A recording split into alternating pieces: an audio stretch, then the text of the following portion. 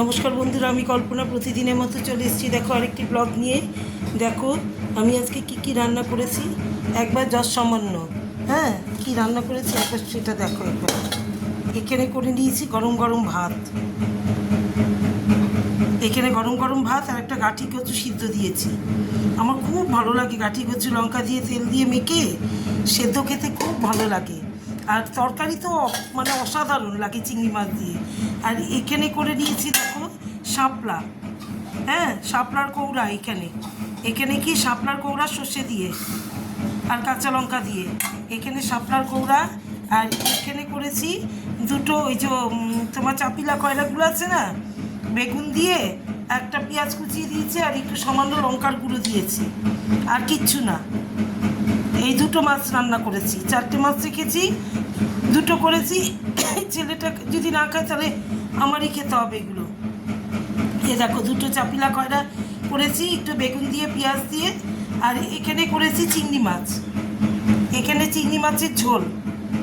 হ্যাঁ, এখানে কী করে কাঁচা লঙ্কা দিয়ে, লাল লাল কাঁচা লঙ্কা দিয়ে চিংড়ি মাছের ঝোল করে, পেঁয়াজ রসুন জিরার গুঁড়া টুড়া দিইনি, আদা পেঁয়াজ রসুন আর তোমার টমেটো একটা দিয়েছি, আর 2খানা কাঁচা লঙ্কা দিয়েছি, লাল কাঁচা লঙ্কা মাত্র।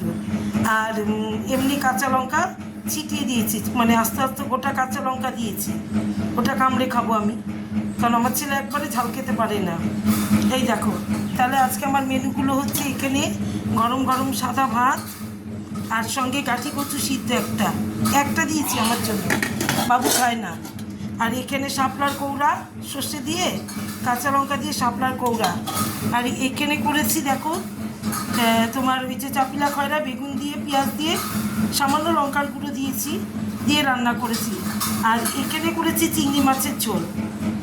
চিংড়ি মাছ মানে খুব ঝোল না, মোটামুটি ঝোল।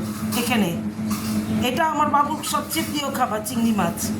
হ্যাঁ, এই দেখো, তাহলে আমার আজকে রান্নাগুলো তোমরা মানে কেমন হয়েছে একটু আমাকে কমেন্ট করে জানিও। আমার রান্নাগুলো কেমন, তোমরাও খাও নিশ্চয়ই, চিংড়ি মাছের ঝোল খাও না?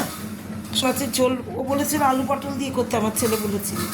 এবার যেহেতু আমার কাছে পটল নেই, কালকে রাতে আমি পটল রান্না মানে করে ফেলেছি, যার জন্য আজকে আমি শুধু আলু দিয়ে চিংড়ি মাছে পেঁয়াজ রসুন দিয়ে এই এই সেটা করেছি, মানে দমের মতন, মানে চিংড়ি মাছের দম আলু দিয়ে, বড় বড় আলু দিয়ে করে দমের মতন চিংড়ি মাছের দম এটাকে ইসে। আর ওই যে মাছগুলো এবার চাপিলা খয়রা সবাই খায়, কেউ ভাজাক, আমার ছেলেটা একবারে খায় না কাটার জন্য। কাটাওয়ালা মাছ মোটে মাছই খেতে চায় না, খুব সমস্যা আমার। একবারে মাছ পছন্দ করে না, ডিম খায় না, মাছ খায় না, মানে কী যে করবো আমি নিজেও বুঝে উঠতে পারি না মাঝে মাঝে। তাহলে চিংড়ি মাছটা খাবে, খুব ভালো খায় চিংড়ি মাছটা, সয়াবিন চিংড়ি মাছ এগুলো তো ওর প্রিয় খাবার, মাংস।